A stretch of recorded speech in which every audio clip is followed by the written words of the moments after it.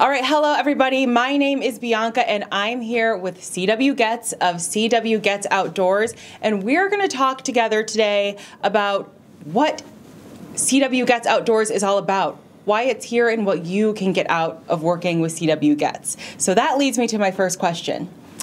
How did you come up with this idea? How did you come up with this business idea in the first place? There was some heavy encouragement from my friends. I guess I have to credit them for that. But okay. Yeah, it was their idea that I teach people the things that I do, and that we go camping a lot, and people said, "Boy, how do you know all this stuff? How do you know these knots? How do you know how to cook over that fire like that? Who taught you that?" All the stuff you need to know. Yeah, all the stuff you should know, right? Yeah. And I said, some of the stuff I learned different places, and a lot of it though, because when I started camping and even canoeing, things weren't on the internet. There was no internet, per se. Like I said, some of the things I did catch on the internet when things came to be. Others were trial and error. Most were trial and error because it's like, how else are you going to know? You can read some books, and I did read some books and watched a couple of videos. But the problem is, they taught, in my opinion, they taught enough just to make you a little bit educated and a lot dangerous. Okay. And I don't mean a lot dangerous. I shouldn't say it that way. I get what you're saying. But yeah, you'd go, okay, I got the idea, but you still have to go out and try it. Mm-hmm.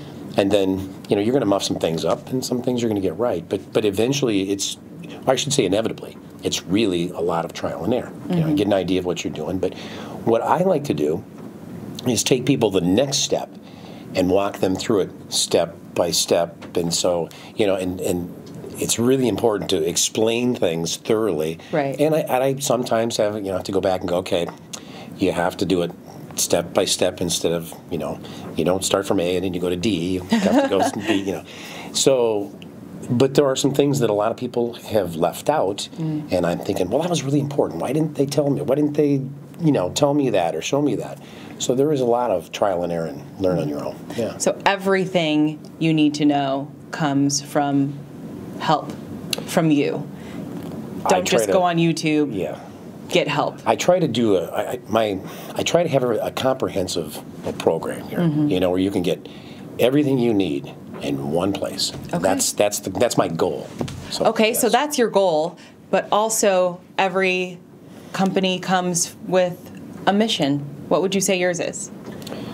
My mission would be this. If I had to sum it up in a nutshell, would be I want to help people to enjoy their camping experience or their paddling experience as much as possible, and provide them the information that maybe they didn't quite get elsewhere, or there just maybe wasn't available elsewhere. Mm-hmm. There are some things that I teach that nobody's doing, or maybe they're not doing it to the degree that you need. I think it should. Yeah, I think it should be, and really, by helping people enjoy their camping experience, their canoeing experience, also being safe.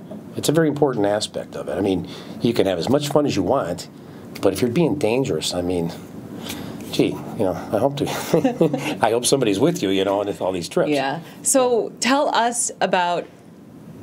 share with us a story where you were out in the wilderness having fun, but maybe also making a couple mistakes. I want to hear one of those stories from the very beginning. Lots of mistakes. See, where do I start?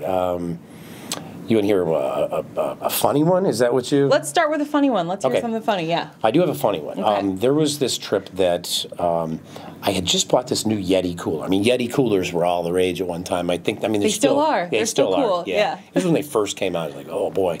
And if you had a Yeti, you were cool. You know? So I bought a Yeti. I think it was like a 45-quart cooler. And somewhere in the literature that comes with this cooler was, hey, got a great idea. You want to keep your food really, really cold? Try dry ice. Okay. And try it, just a little bit. Put it at the bottom of the cooler, and then you put a towel over the top, it said. And then you put your food in, and then you can put your regular ice on top, and it will keep everything really nice and cold. Just cold enough. Yeah, for a number of days. Right. And I thought, yeah, that's what I want to do, because we're going to be out here for 5-6 days. This is perfect. We'll see. We'll put that Yeti to the test. Okay. Well, so our local Walmart happened to sell the little blocks of dry ice. And I think they were about like, I don't know, 6 inches by 6 by maybe 1.5 thick, 2 inches thick, whatever. So I put a couple of those in the bottom. They fit nicely in that cooler. And I put the towel over the top, just like it said. And I put the food on. And then I put a little ice on top. In fact, I filled it all the way to the top with ice. And I thought, I'm going to keep this thing full. I always do that the night before if I were, I don't take a cooler anymore. But because I do dehydration, we dehydrate food now for canoe trips. But at that time, I wasn't doing that yet. And so I left this cooler set all night. We went on the trip. We got up there, put in the water, all day on the river, and we pulled over for a campsite, made up camp, and got ready to pull our food out to eat.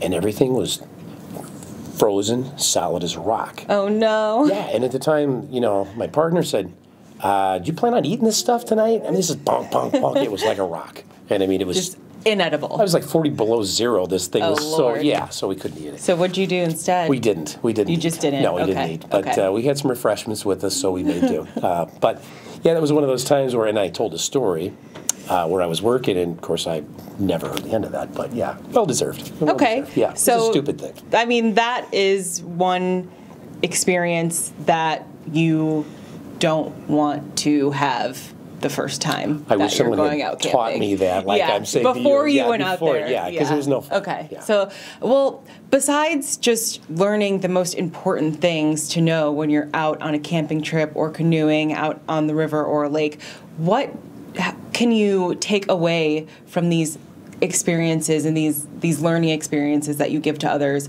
that you can apply outside of your camping and canoeing trips?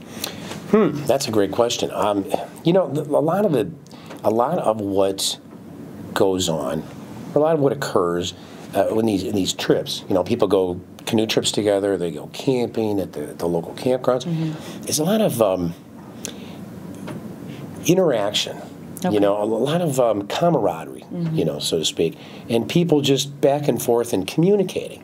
I mean, people don't really seem to communicate like they used to when I was growing up, 100 years ago. On phones. So, yeah, it's a lot of this, and I mean, people aren't talking. And it seems like camping, especially when there's no Wi-Fi, although many camps now have Wi-Fi. But still, when you're canoeing, there is no Wi-Fi if you go out far enough. And people are, I don't know if you want to call it forced, but they're in a situation where you're going to talk. And I think it's really good for people. It's healthy for people to talk and communicate. This camping and canoeing stuff lends that situation to people. It's great. I mean, it's fantastic, and that's one thing. I think you also, I want to say build friendships, but you enrich friendship. Strengthen your friendships and things like that, because you create bonds out there. When you're, you may not be in the North Arctic or anything like that, in the tundra, but you're out there in a bit of a wilderness, a little bit. We wouldn't call that wilderness, but you're out there in the country. To some people, it might be wilderness enough. Exactly, and it just creates this.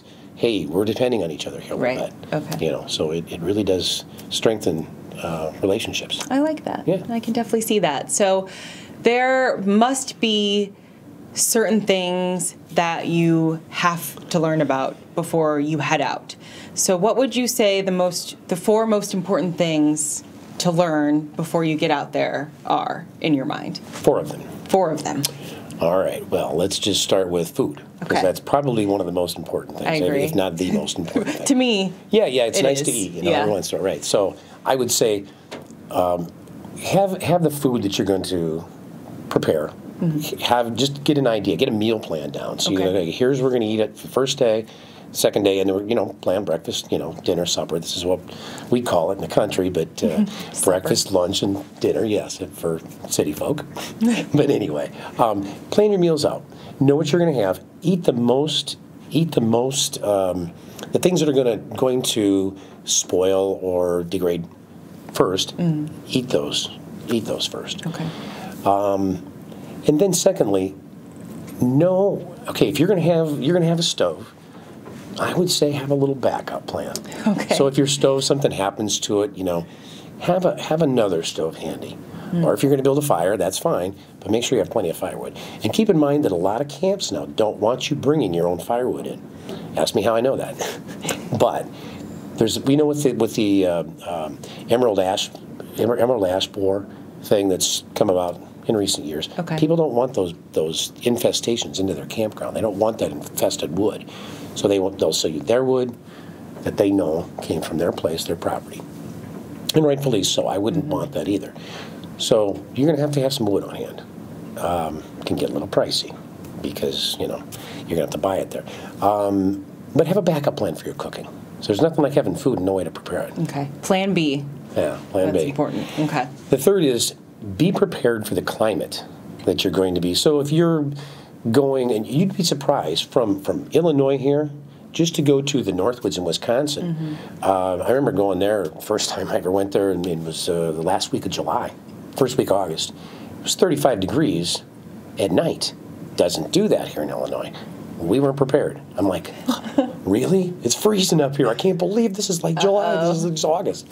So yeah, make sure you know where you're going, what the temperature, what it's going to be. Look at your weather forecast. Just look ahead, and you'll be fine. So bring the appropriate clothing and sleeping gear. You want to have the appropriate sleeping gear. You can have stuff that's too hot, and you can have stuff that's not warm enough. So make sure that you read the bag. Hey, this is for 60 degrees, or this is for 20 degrees. You're going to be hot. Good to know. Yeah. Read the bag. Yeah. Okay. Next thing is, and this is 3 or 4. I forget. I think this is maybe 4. I think this might be 4. This is We're 4. on 4. So I would say the next thing would be select a tent, and I go through this in my video. One of my videos, I cover this specifically. Choose a tent that will not leak, that you can, they all will leak if hard enough and rain and everything, but choose one that is the proper design, that doesn't encourage water to come inside the seams. And just know what you're looking for in a tent. You might have to spend a few more dollars, but it's much better. It's worth it. Than in the middle of the night having to get up. I've seen this, throwing everything in the van or the car or whatever, and it's like, you know what, we're flooded out of here, our whole tent's flooded, and we have nowhere to go, we have nowhere to sleep, we don't have a tarp. That's another thing. I'm going to throw you one more, by the way. Okay. But I've seen people leave their tent there. Yeah. They probably paid $200-300 for this tent, but it wasn't the right type for rain, and they just left the tent there. The fifth bonus, I would say, and this is extremely important, last but not least, have a place to cook and to do things in inclement weather. Okay. You can't cook in your tent. Well, you probably could, but I've seen people cook in a teepee. But have a place where you can hang out. You're not going to want to sit in your tent all day if it's raining, and you certainly wouldn't want to cook in there and prepare food in there, and your sleeping bags and your clothes. So yeah, a tarp or canopy of some sort is extremely important when you go camping, even if there's not rain coming. It's nice to get out of the sun. It's something for you to chill under. Yeah, and and another thing is, in the morning when it's all dewy, anything under a tarp is not going to have dew on it. You can sit in your chair right away. So there you go. Perfect. Yes. Well, that was 4 + 1, 5 great things to learn, but there is so much more before you actually head out with your friends or your family to have a camping experience or explore the water on a canoe, and this is where CW Goetz comes in. You have such amazing information to share with others. Thank you. And if you just scour the website, look at the other videos, there's so much more that you could learn, and I definitely would suggest making an appointment with CW here so that you can have the most fun, memorable, safe camping, canoeing experience that you could imagine. So thank you so much for your time. Thank you, Bianca. And it's a pleasure. Yeah, explore.